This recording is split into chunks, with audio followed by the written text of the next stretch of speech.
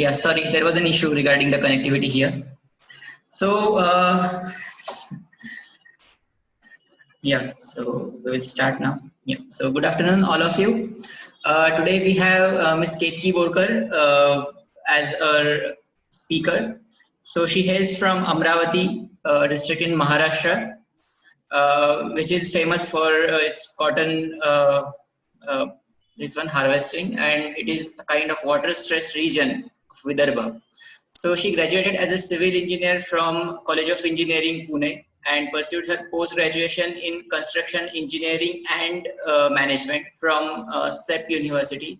Both of them are very famous for graduation as well as post graduation in civil engineering. After a short stint as an auditor at KPMG, she further continued to acquire her next post graduation in public administration and was subsequently offered an year-long program at Indian School of Public Policy, New Delhi. However, wanting to work on challenges specific to her native district, Ketki joined Kasturba Solar Khadi Mahila Samiti as a chief coordinator, taking charge of the solar energy based social enterprise to make its operation sustainable. Her work involves women empowerment through skill building, rural livelihood creation, and sustainability development, and building community resilience at the grassroots level. She works very closely with women spinners, weavers, and artisans in the tribal area of Meghat region in Amravati district. Ketki believes in having an interdisciplinary approach to problem solving, finding solutions that have local relevance, and motivating youth to deliver service about self. With this short introduction, I hand over the session to Ketki. Ketki, you may please continue. Okay. Hello, everyone, and a very good afternoon to all of you. Thank you for the wonderful introduction, Kunal. I have known Kunal since college days, and I was really thrilled when he offered me this opportunity that Ketki, you have to go and speak on social entrepreneurship. And to be very frank, I joined the current organization that I'm working with about 10 months ago, but my experience has been phenomenal since then. So today I take this platform and this wonderful opportunity to share my experiences with you about what a social enterprise is and how do we go about it. So I'll just start my presentation, and it is a short presentation, not a very long one. And I believe that after that, we will have a very engaging question and answer session, and wherein I would be answering all your queries. So let us make it very interactive, and let's go. I'll be sharing my screen with you. Just bear with me in a moment.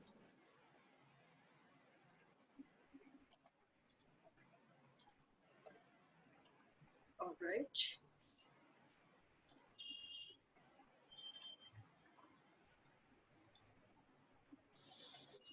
Okay, there is. Yeah, there it is.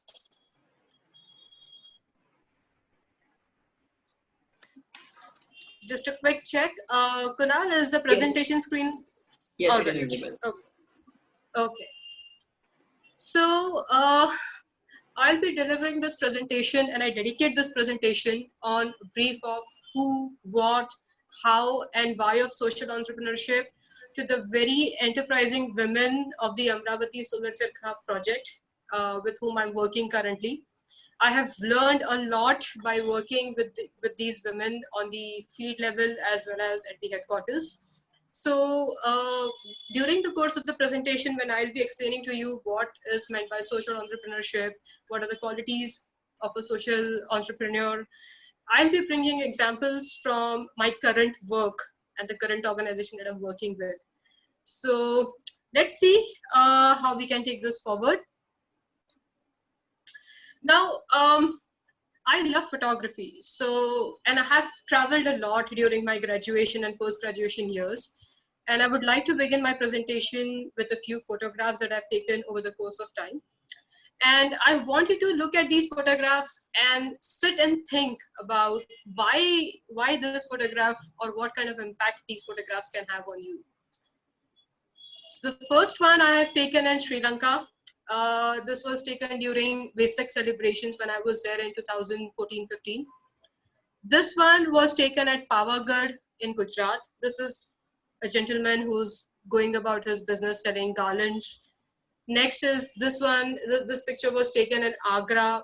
This granny was busy doing some work. This one was taken somewhere in the interiors of Jhalawad in Rajasthan. An old man going about his business, carrying his load to wherever he's off to. This picture you might be very familiar with. It was taken in Haridwar. You can see people, the community, they have come together and they're engaging in this collective social gathering. This one was taken in Sundarbans.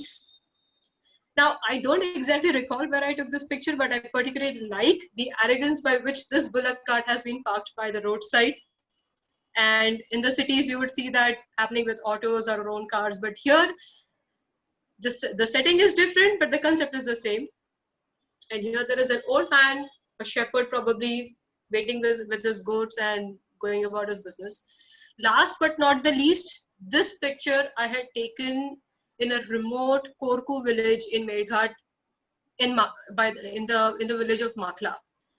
This is the oldest picture amongst all of these, and I would like you to focus on this. Here you see a boy who's taking his bullocks out for grazing or whatever. It was the peak of monsoons. I was there with my mother. She was working on some government project, and I just happened to go along with her because I wanted to photograph the countryside. Now, from an enthusiastic photographer, when I sit and look at these pictures and then analyze them or process them, I see that all of these pictures represent people and all of us, how we are in various facets of human existence. So either somebody is going about with a cultural gathering, or they are celebrating some sort of festival, or they're working in the rural, in the countryside. They all have their own lives that they are currently, living. And then I started asking myself, where do I fit into all of this? I care about the very first picture, I care about the very last picture, and I want to be associated with something which would help me be on all these various platforms. I want to do something for all these people. So I am a social being by courtesy, the evolution and how I am. And at the same time, I want to work for these people. After some time, I came across this word called social enterprise or social entrepreneurship. And to be very honest, I was like, okay, this sounds new, and what is it? I don't know. So I started looking more into this, and eventually, whatever I learned, I'm going to share with you. So what is a social enterprise? Basically, a social enterprise is an amalgamation of the two types of enterprises that function along a spectrum in business. It is an amalgamation of a service-oriented non-profit organization as well as a profit-maximizing business. It takes the best of both of these types of organizations, and what you get is a social enterprise. So a social enterprise is nothing but a business which is working for a social cause. It has got a service orientation, and at the same time, it has the typical way and functionalities of a business. And whatever profits are earned during the course of this enterprise, they are invested back into the company for community benefit and for the growth of the enterprise itself. So in a profit maximizing business, whatever profit comes, it goes back to the investors. It is not usually shared with the community and the overall, enterprise. Whereas in a social enterprise, whatever profit is earned, it is invested back into the company itself. So at one end, you have the charity and the service orientation. At the other end, you've got the enthusiasm of, working with a commercial orientation. So who's a social entrepreneur? Basically, anyone who wants to cause some sort of social change can be a social entrepreneur. When you look around you, you see so many, all of us being young people, we sit down and we talk about this is happening, that is happening, what can I do? There was a camp which I attended in Gadchiroli where they taught us not to use the word we, but to focus your thought process on the word I. Instead of saying, what can we do about it? Ask yourself, what can I do about it? So if you are the kind of person who wants to effect some sort of social change, and you want to do it by the means of an enterprise, you can be called as a social entrepreneur. And so basically anyone can be a social entrepreneur. You also have to bring a sense of novelty to the work. So there is a certain way things have been done so far in the society. Somebody is throwing garbage on the road, chalta hai types attitude. But then you stop there, you put down your foot there and you say, no, this has to change. So you have that little bit of activist type of orientation, but you have an idea which you want to execute and bring a fruitful result for everyone. So that is basically what a social entrepreneur is. This picture that I've put up over here is actually from my own organization, Kasturba Solar Khadi Mahila Samiti. This unit that you can see here is actually a charkha. It's an ambar charkha. You can see the handle over here. And these over here are the solar charkhas. I'll get back to it later on. This is one of our operators. So this spindle kind of thing that you can see here, it is called as roving. It is the input material for the charkha. And when this handle is rotated over here, you get the yarn which is being spun over here. And this yarn is then further processed and converted into fabric and garments. I'll explain to you what my organization does in later slides. So here, Sapna is her name. So Sapna was very excited to bring her daughter to work, and she was like, I want to tell her what I'm doing here, and I'm working with this women-led enterprise. My daughter keeps asking me, Mommy, where do you go every day? Can I come with you? So one day, like, we thought, why not? I mean, this is for everyone. This is a community project. So the more, the merrier. So we asked her, yeah, you can bring your daughter, and she came, and then she was very eager to learn about this process. So the idea or the objective to tell you about this is, it has to start that orientation towards social service or social entrepreneurship can start since your childhood. So once, all of us go back to our daily lives after this webinar and you are taking care of your own life responsibilities, take some time and think about how you can influence such kind of nurturing in your children or the people around you. Now, how do you start your social enterprise? It's very simple. First, you have to identify a problem. There has to be something which you want to set right in the society. It could be a social problem, it could be an environmental problem, it could also be a cultural issue that you're very, curious about or you want to work for. Now, when I was studying my post-graduation construction management, I really wanted to do something to preserve the traditional way of how our houses were, how our houses were constructed in the past. The mud houses in the Kutch area, or for that matter in rural areas.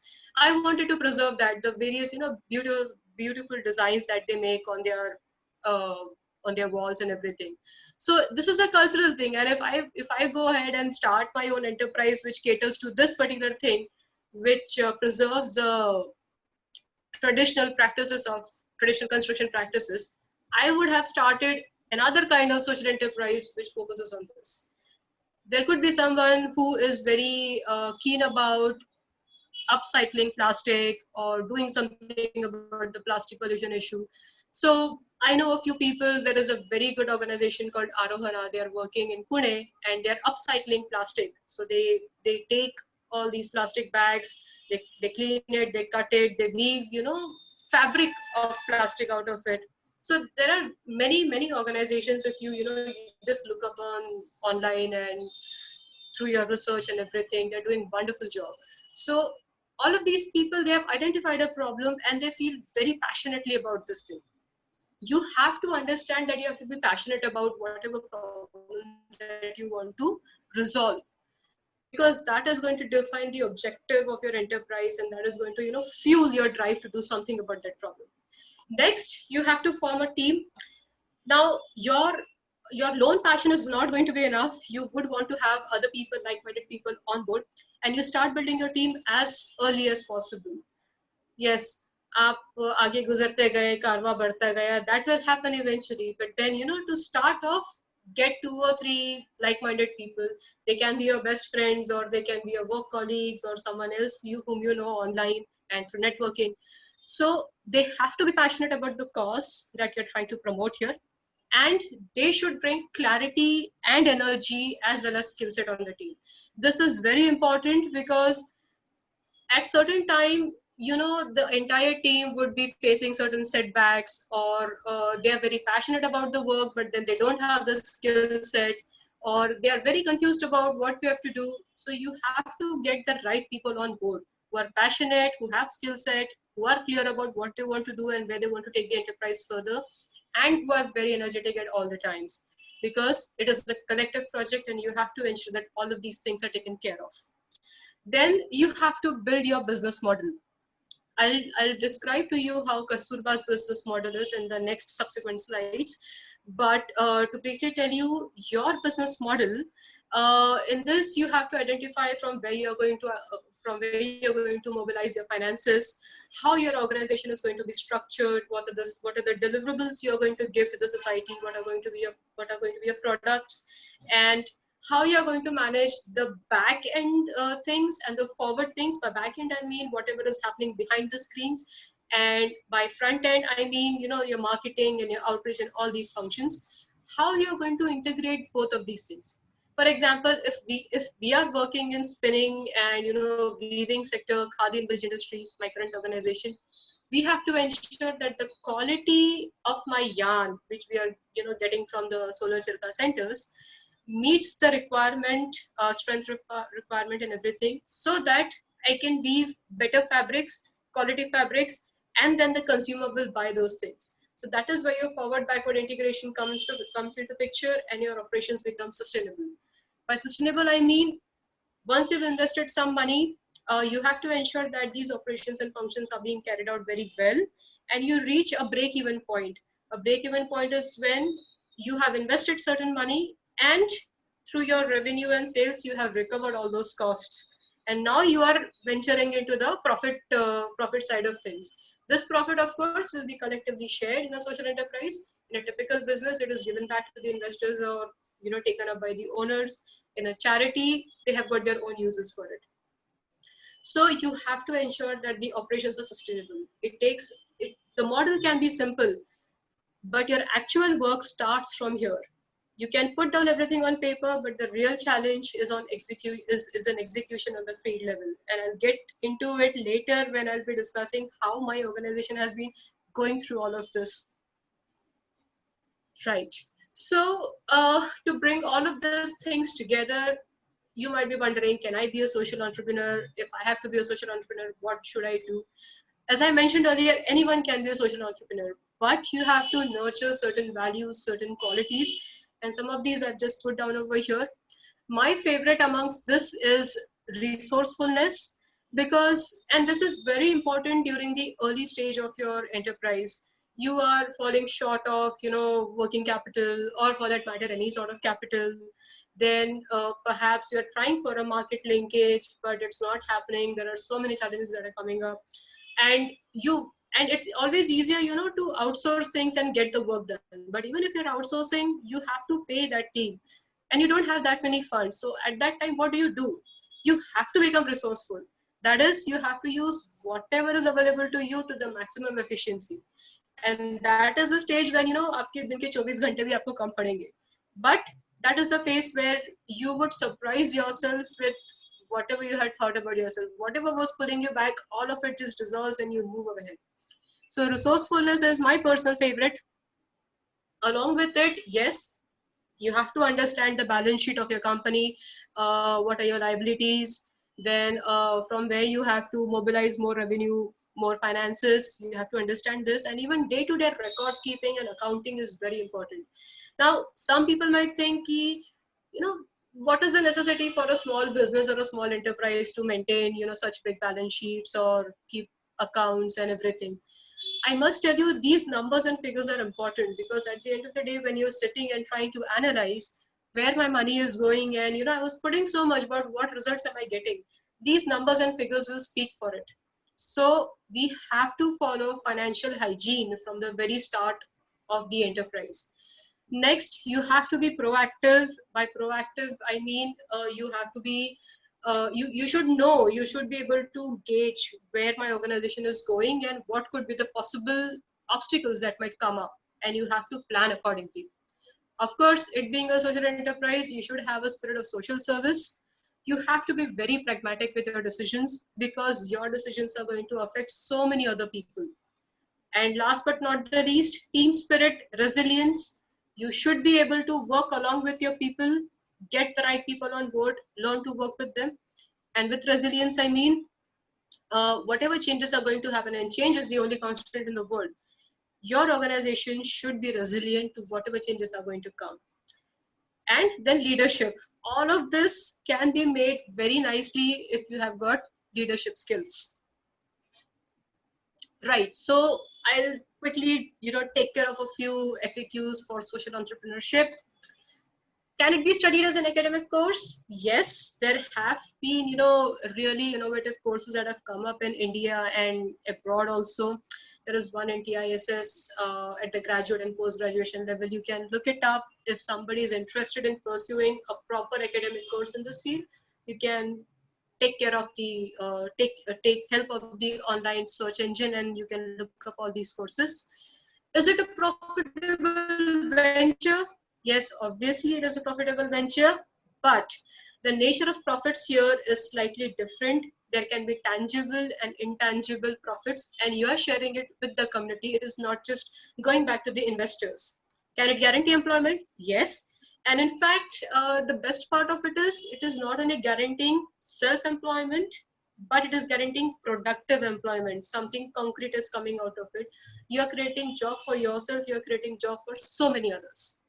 And why should I be a social entrepreneur? I've purposely put a question mark here because I want you to introspect on this. And hopefully, if I can influence a few of you to take up this course, then my job of today's webinar would be, I would consider it to be successful.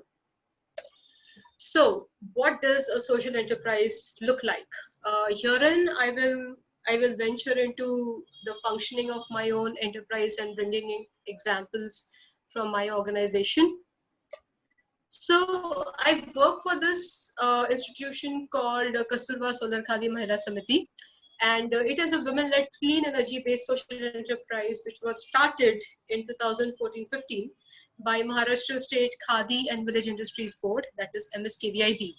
So MSKVIB started a pilot project in the tribal region of Amravati district, where I come from. The tribal region being the Melghat area. Many of you must have heard about it. There is a Melghat Tiger project that is very popular. And it is one of the regions which requires a lot of developmental inputs. And, it has been cut off from the rest of the society, from the rest of the world, I can say. But they've got their own unique lifestyle, which also has to be preserved in its own essence. So anyways, MSKVIB started a pilot project there, wherein they distributed solar charkhas to the enterprising women in the tribal areas and other villages of Amravati, apart from the Melghat region. So approximately 200-300 charkhas were distributed way back in 2014-15. And today there are 300 such solar charkhas operational there. There are women spinners whom Kasturba has trained to operate these solar charkhas. And I will briefly tell you what my model is in the next slide. Now, Kasturba was created, initially it was a self-help group. It was then mandated to take care of the backward and forward integration of this Amravati Solar Charkha Cluster project. Now, Green Fab Common Facilities Center is a sister organization of Kasturba, and it has recently come up. It is a special purpose vehicle. It is a Section 8 company, which means it is a not-for-profit company. And it is a PPP project having 80% government grant support. And at Green Fab, we have all the technical processes that a typical industrial unit has. It is a common facilities center which was started to cater to the needs of all these solar charkhas. This is Kasturba's business model, and I'll take you briefly through it.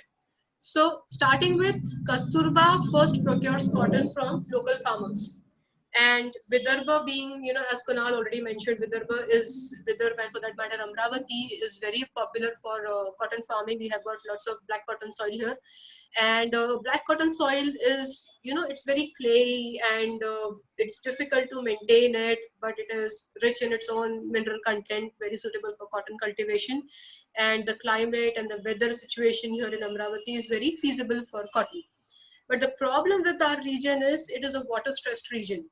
So the monsoons here are irregular and far in between, and there are dry spells and there are wet spells, and there are lots of issues that have come up with it. And in the past few decades, there have been a rising occurrence of farmer suicides. And there was a very interesting documentary that was made on this. You can look it up on YouTube about the plight and the crisis of suicides of cotton farmers in Vidarbha region.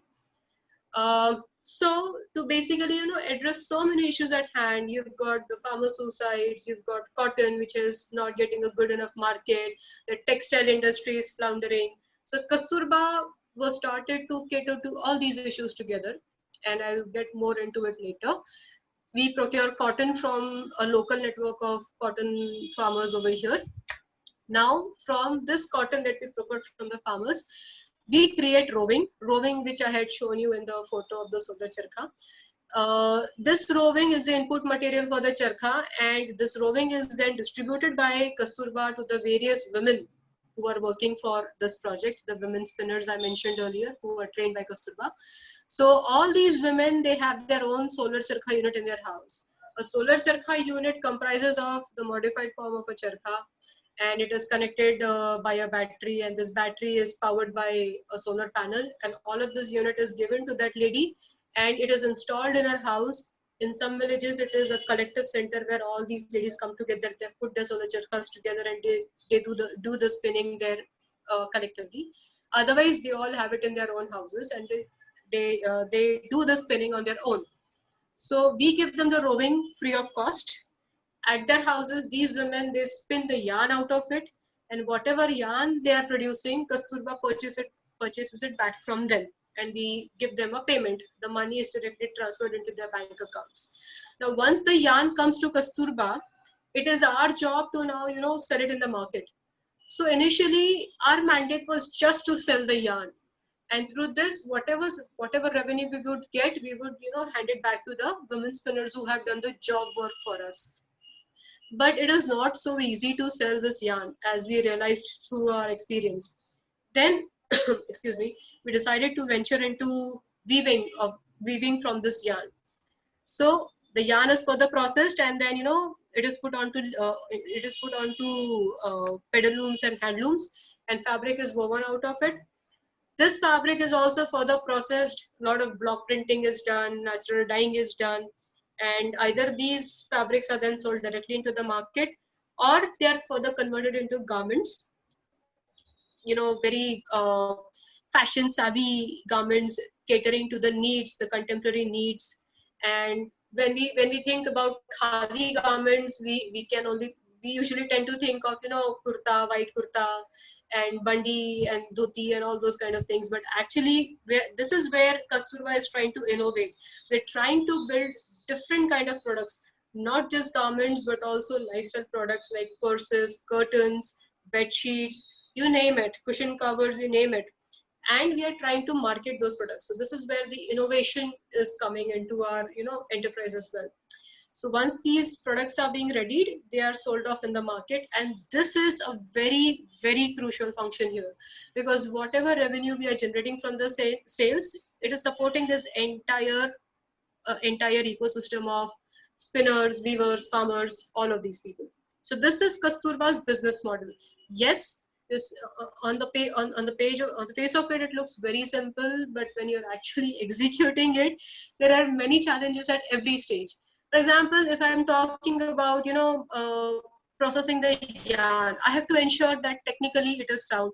When I'm distributing my roving to the solar charkha centers, I have to recover my administrative costs. When I'm purchasing cotton from the farmers, I have to ensure that the cotton is of good quality, the farmer gets a remunerative price in return. There are many calculations which go at every step of this process, of this business model. So to briefly tell you, Kasturba's network involves cotton farmers, it involves the spinners, it involves the weavers. We've got a team of master weaver. Yes, an important point about weaving. Now, weaving was traditionally done on handloom or pedal loom, and after the textile mills took over, the khadi and village industries that subsequently went down, into oblivion, almost into oblivion. And like my institute, my organization and other few khadi institutions and government, they're trying to revive this khadi heritage. And this weaving is a dying art. Like, and even for that matter, charkha spinning is a dying art. Whenever you think of a charkha, you think about Mahatma Gandhi, and you think about, you know, the traditional charkha, which I'm using as a background image for my slides. You think about this kind of charkha. And this charkha was popularized by Mahatma Gandhi, and there were lots of political and lots of, you know, nationalistic ideas that were associated with this.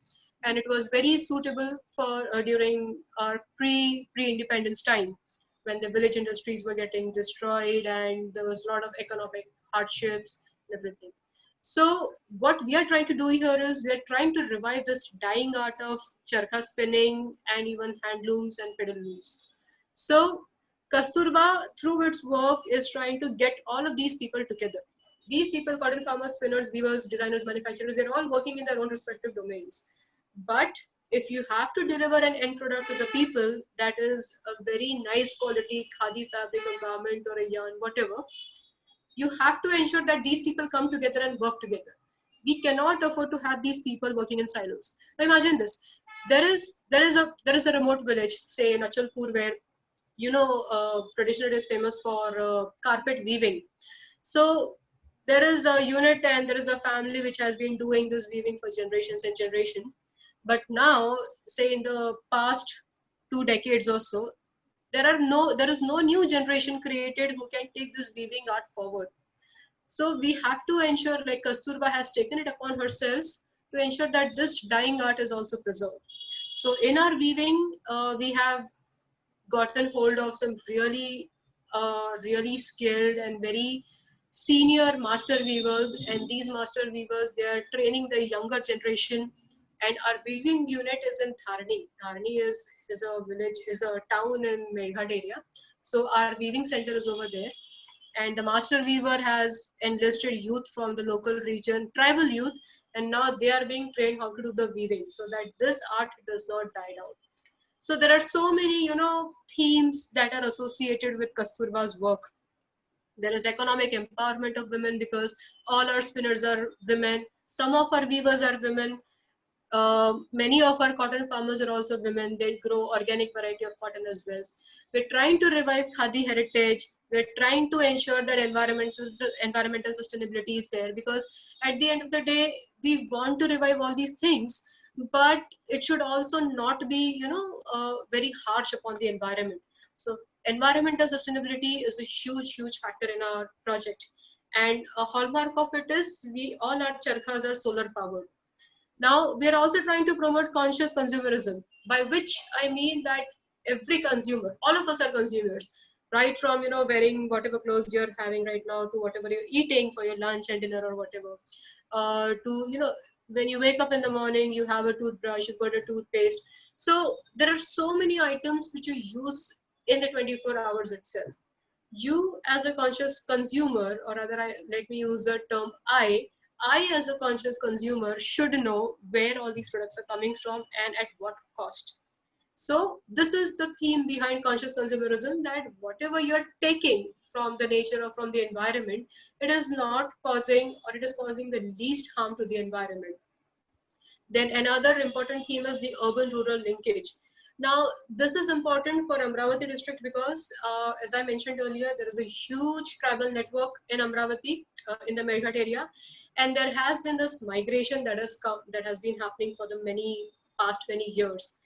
All the youth, or, you know, people from these areas, they're coming to the cities, and cities are not really at that stage where they can cater to the increased needs or the increased population pressure that has been created. So the idea is that whatever facilities and services a person in urban area enjoys or a city enjoys, these facilities are also available in the rural or the tribal areas with the quality that is being guaranteed in the city or the urban areas. So through this network, through this project, we're also trying to, you know, halt this rural to urban migration push factor we are trying to reduce over here. Now, it also involves manpower skilling. I mentioned about skilling earlier, that you have to get skilled people on board, which is very important. So we are also ensuring manpower skilling here. Rural livelihood security, yes, because the women have been ensured, a continuous and a reliable source of employment sitting in her house. All she has to do is turn on her solar charkha, and many of our women spinners have reached such capability and capacities that they have become such experts in yarn spinning that they turn on the solar charkha and they go about doing their household work. So it is not like the person is continuously tied to the solar charkha. It establishes a good symbiosis actually. They turn on the solar charkha, and they just have to monitor the quality and whether the yarn is coming out well and everything. So sitting in the home and doing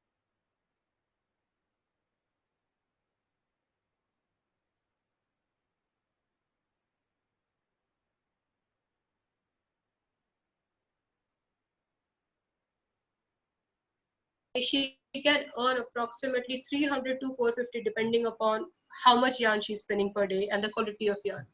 Here, all her financial needs are taken care of in one place. She can take care of her children. She can take care of the household chores, and she has got, she can rely on this livelihood that has been created in her house.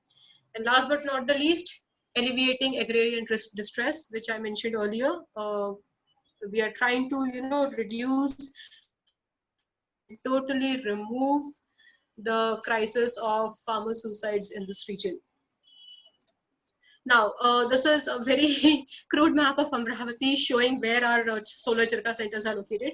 So Amravati is somewhere over here, and this is where our headquarters is. And the headquarters are managed by a board of directors. And the board of directors are responsible for the day-to-day management decisions. I am working as a chief coordinator come chief executive officer. I am responsible for the day-to-day functioning, smooth functioning of this entire enterprise in all its entirety for that matter. So these stars are where our solar charkha centers are located. Now, this is the Medghat and the Dharani area, which I've been repeatedly mentioning. And this is one area where we are seriously focusing upon, because first of all, this is cut off from the mainstream Amravati. And here the villages are located in, very, very close to each other. They are located in the form of a cluster. Whereas here, my villages or my centers are spread out. So the point of showing you this diagram is, when you are planning your business model, it should be financially, economically feasible for you. Administratively, it should be easier to manage.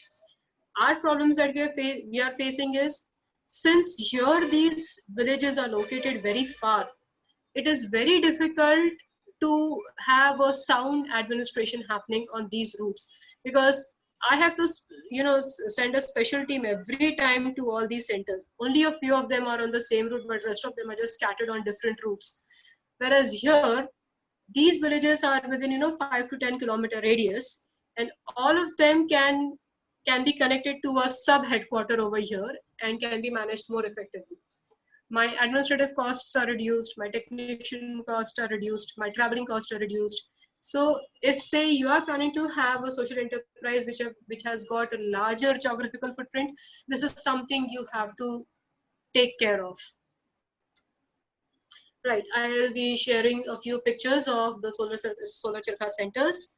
Um, this is the unit which has been installed at a lady's house, and some of our board members are there, and you can see the solar charkha is over here, connected to a stabilizer and battery, and connected to a solar panel. Then from time to time we also hold some counseling sessions, because some of the females, they might get demotivated. Now we don't want to do all this yarn spinning, you take back your solar charkhas. These are some of the complaints that we keep hearing from them. So at such times, it is important that we do their capacity building, we do their counseling. If this communication gap builds up between my headquarter and a solar charkha center, it foments trouble, and we have to avoid that at all the times. This is a lady who's working on a solar charkha. Actually, this is from a training that we had organized. Now the battery and the stabilizer unit assembly, all technical stuff, which my technical team is more, they are better at handling this. Then the yarn which has been spun by the charkha ladies, charkha operating ladies, Kasturba is, like our staff is collecting the yarn, we weigh it, and then whatever is the weigh against it, we transfer the payment to the ladies. Now, our weaving happens in Dharni. I'll go back. I'm sorry, I missed that point earlier. So this is where my headquarter is, whereas our weaving center is in Dharni. So these are the photos from the weaving center, and very primitive stage. But right now we were able to mobilize some finances, some grants, and now we are constructing a new shed where we will be housing new looms and getting more people on board. This is our master weaver Ratan Kaka. Ratan Kaka hails from a very remote area in remote village in Madhya Pradesh. So he has agreed to come and work for us in Dharani. And he's a very old and very nice and very humble gentleman. He must be at least 70 years of age, even I don't know. And he has agreed to train the local youth over there itself. And all these men, they have been taught by Ratan Kaka to operate these pedal looms. Now, when I mentioned about ensuring that technically our yarn is, all well off, this is where Green Fab comes into picture. So at Green Fab, we have facility to gin the cotton, then there are certain textile related.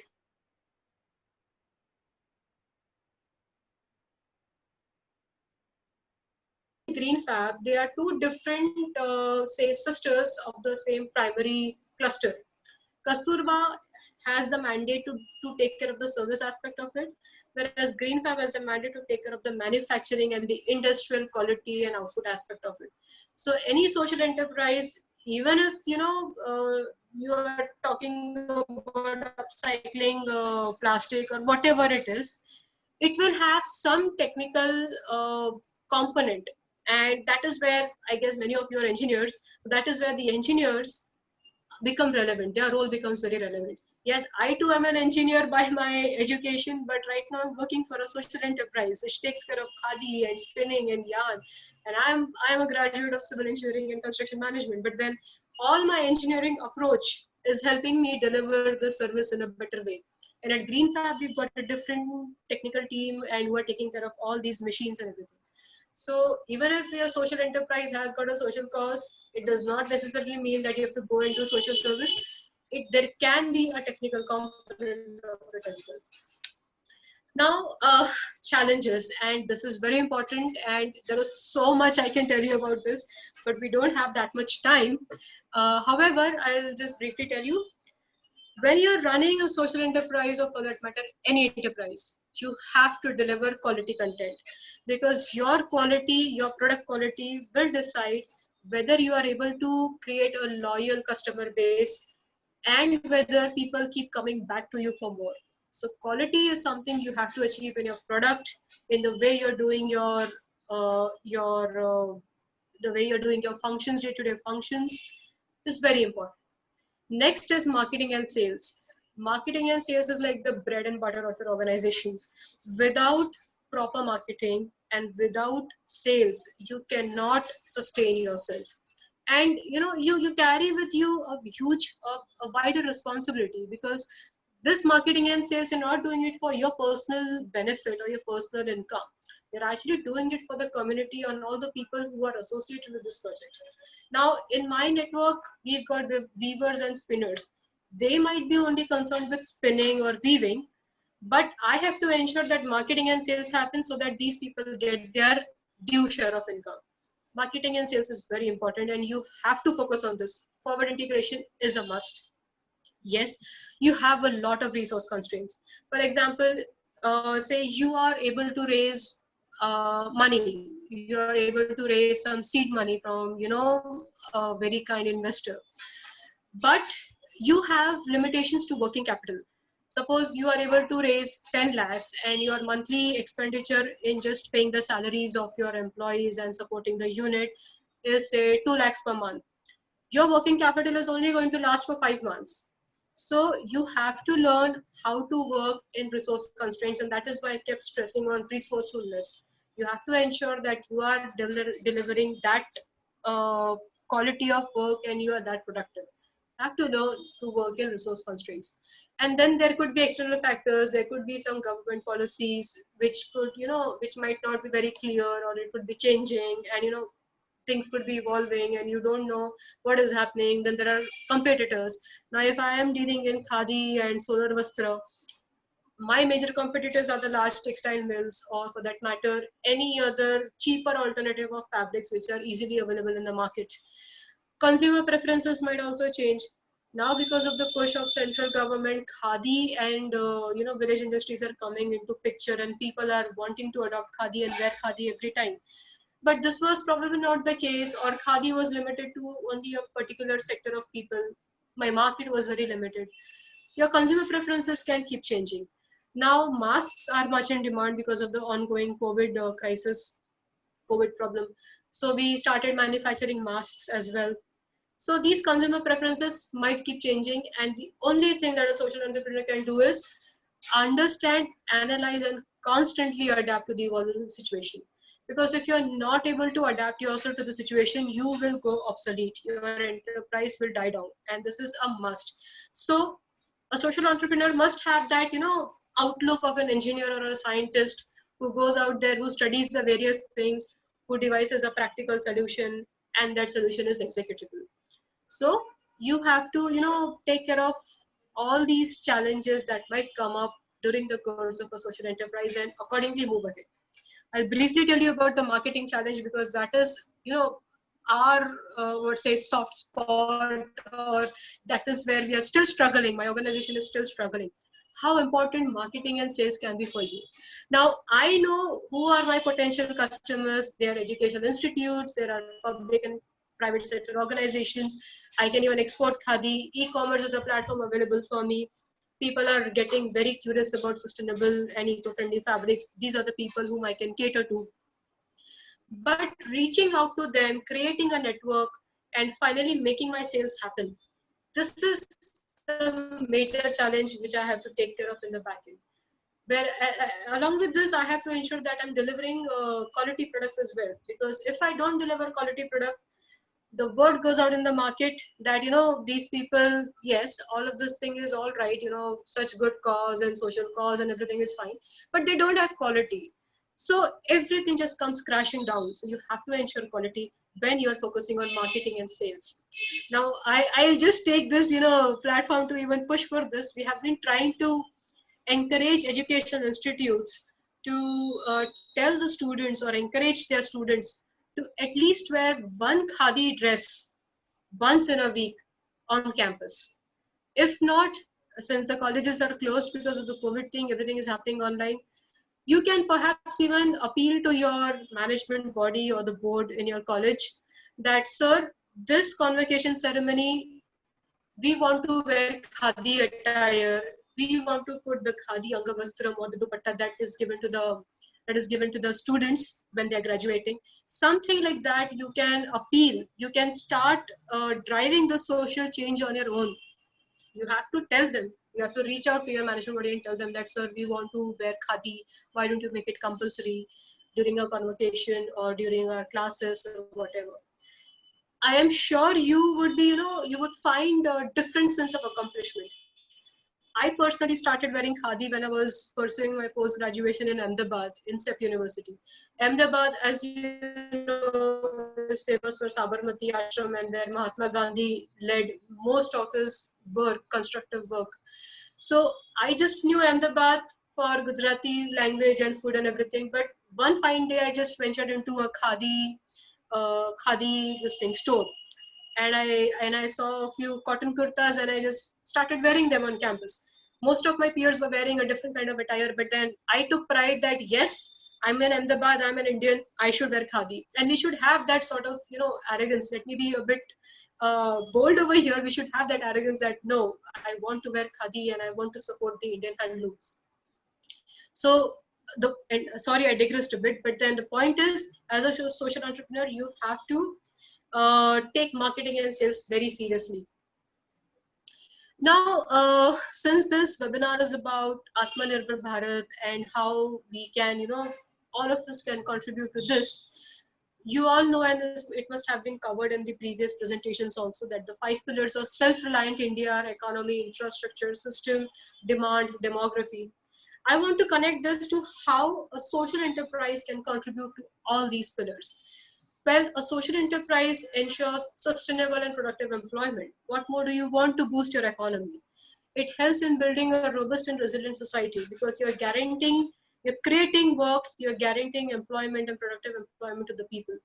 We are making use of efficient use of technology and the available resources. The product is something which is required by the people, and we are providing a relevant solution to the current national and global challenges. So all of these can be addressed through a social enterprise in your own individual capacity. Lastly, I left that work, empty. Why should I be a social entrepreneur? Let me ask you this. What do you want to be known for? All of us have got an average lifespan of say 60, 70, 80 years. And in all those 70, 80 years, there would be something that you would have done. What do you want to be known for? Do you want to be this guy who's, all relaxed, things are happening around him, all chill, sab changla, majani life? Or you want to be like this little girl who understands the importance of spinning the wheels of her destiny and creating the destiny that she wants for herself? I'd like to conclude with this: be the change you wish to see in the world, as Mahatma Gandhi had said. And on behalf of Kasturba Sunder Khadi Mahila Samiti, I'll conclude my social entrepreneurship webinar, short webinar over here. Thank you very much. Kunal, after you now. Thank you, Kirti, for this wonderful presentation. Yes. Now I request, if any of the participant has any query, want to ask anything, then they may please mention it into the chat box. So we will give them few minutes. Yeah, so one of the participants, Mr. Rohan, has asked, being the person from Amravati district, how can I contribute? Yeah. Yes, I'll be very happy to take this question. Thank you, Roshan, for asking me this. First of all, I'll tell you this thing.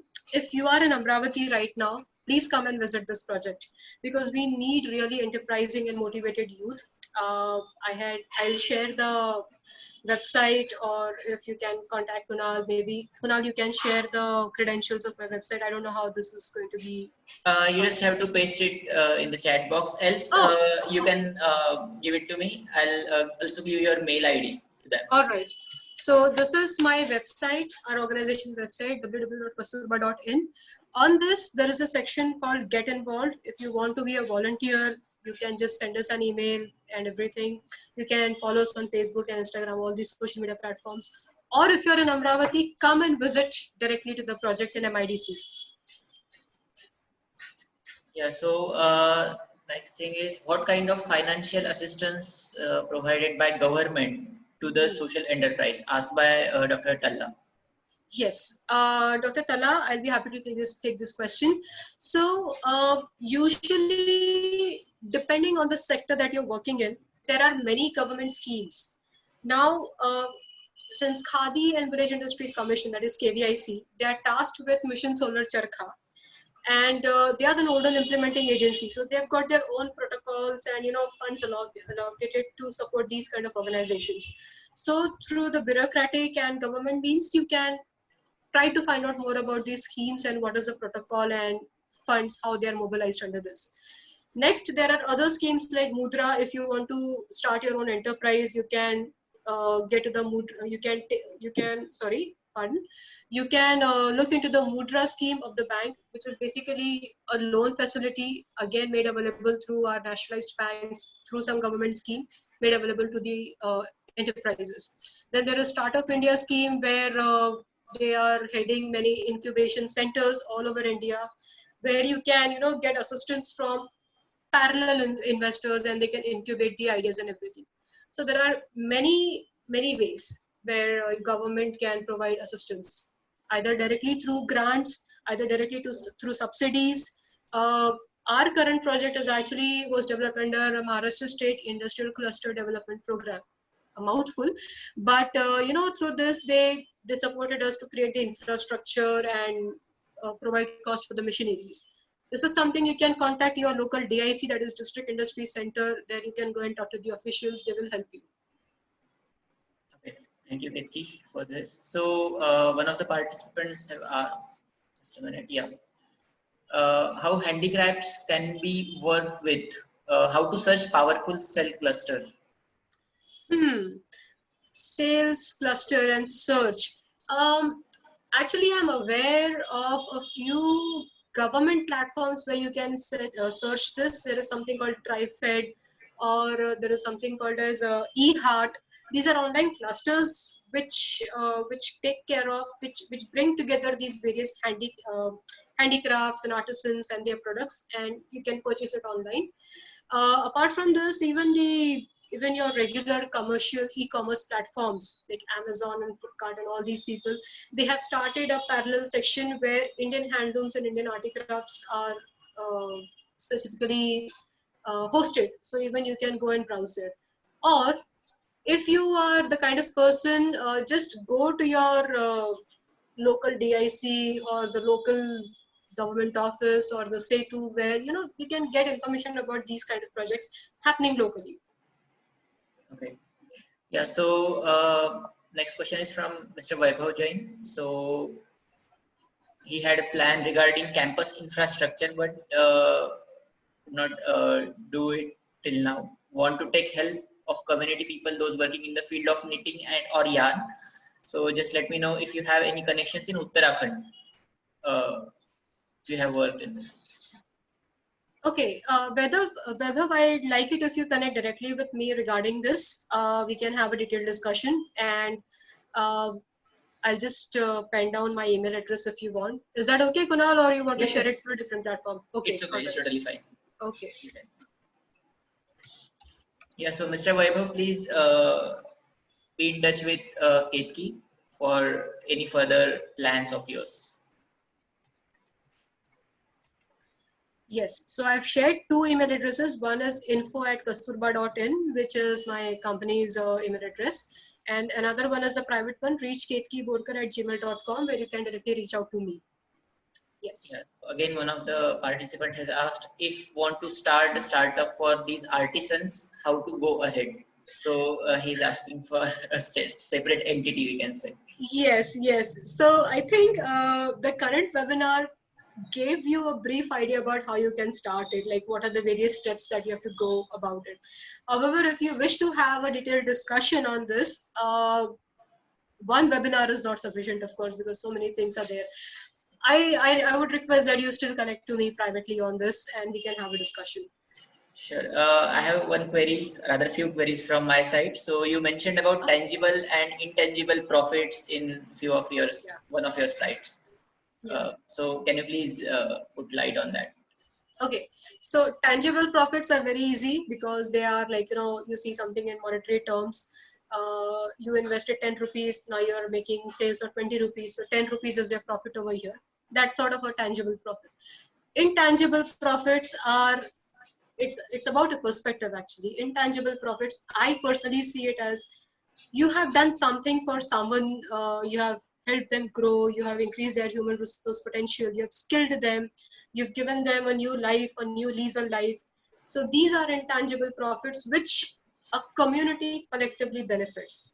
So it could be, say, clean air, it could be a cleaner environment. All of these are at some level intangible profits that we are sharing. So that is what I meant by it. Okay, thank you for this. The next one would be, what are your views on technology interventions into such a field, we can say, and up to what extent one should look for it? Means there are some cases where technology has advanced and at the cost of jobs of people. Right. We are already, you're already working in tribal areas where there are both issues are there. There is no technology as well as there are no jobs. So Right. how to keep balance of those things? I'm very happy you asked me this question, and I think I'll be able to answer it quite well. So first, to answer your first part, whether technological intervention should be done, I feel yes, it can be done because even my enterprise is harnessing some sort of technology, making use of some sort of technology. But the idea was, at one hand, if you want to ensure employment, at the other hand, you want to bring in technology.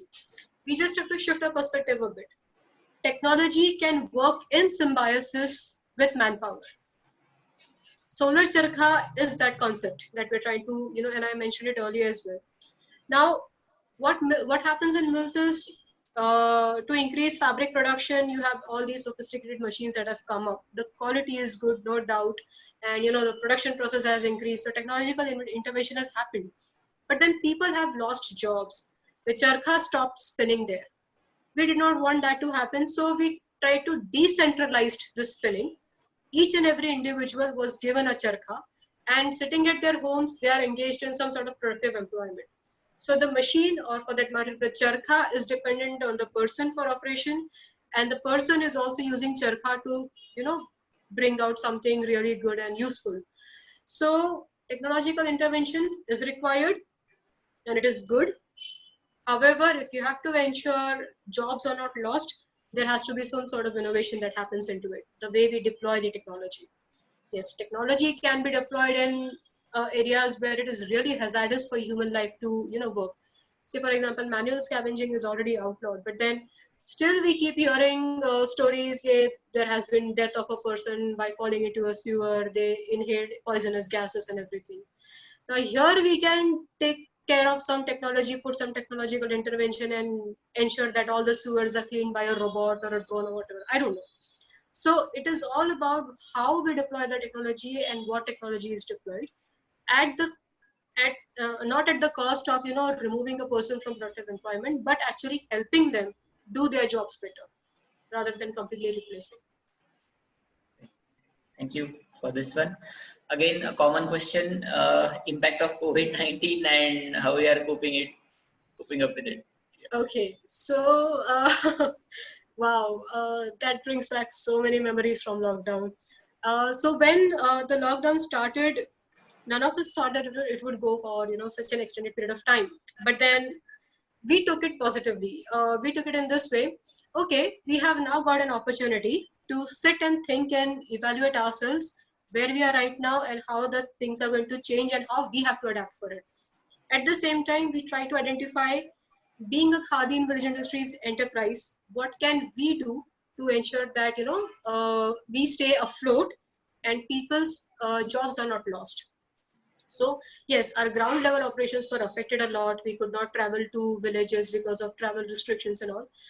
But within 2 weeks' time, we were able to manufacture more than 10,000 masks, which we were able to do by contacting other self-help groups, stitching units, and those ladies, they worked day and night, and our board members were coordinating all the operations.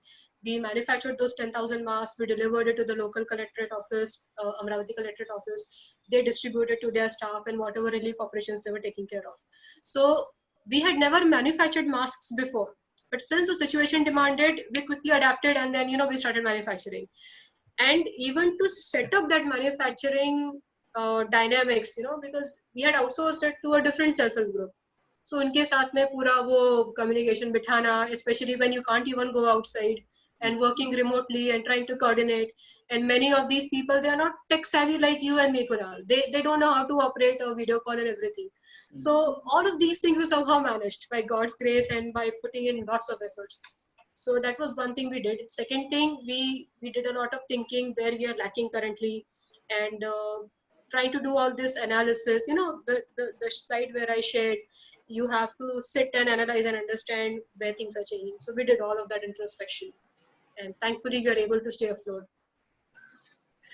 Yes, so again, Mr. Vaibhav Jain has asked, what are the emerging social works that are going on and that will help somehow to Uttarakhand people? So I guess he's from Uttarakhand, especially in the fields of education, transportation, and all. So, Interesting. Not completely relevant to my talk, but I'll still try to answer it.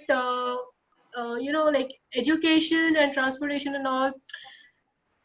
I have been to Uttarakhand a couple of times during treks, and I know that transportation is a big challenge there because of the landslides and everything. If you want to connect it to social work, I'm not exactly sure how I can answer it because I have not really studied that much. I'm really sorry, Vaibhav. Let me do my study, and when we connect, privately, I might be able to perhaps answer this. I guess we are done with the questions.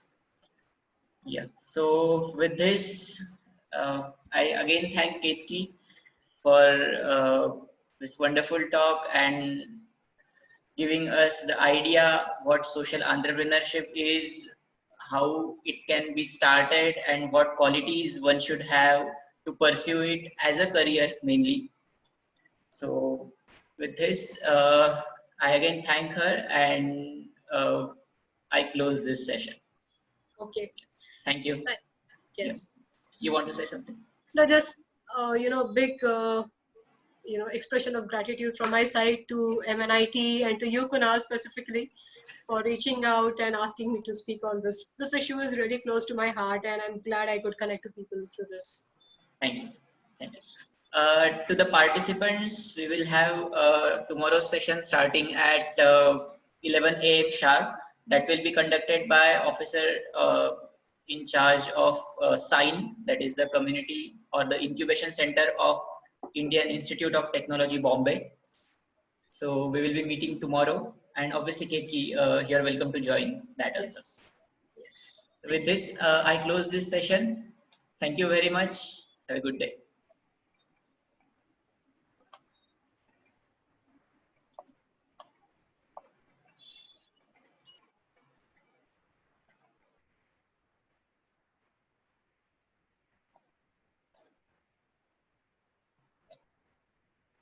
I have reposted the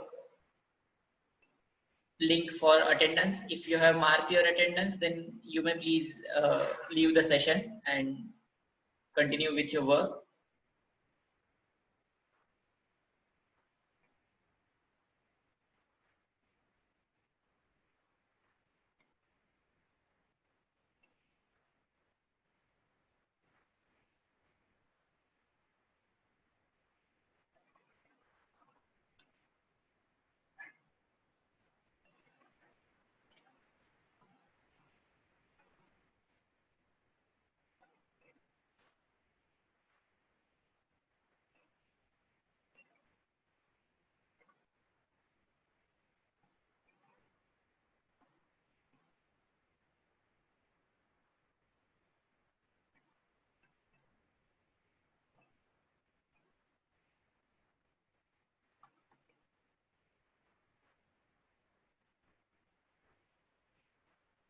Tomorrow at 11 a.m. sharp, morning 11 a.m.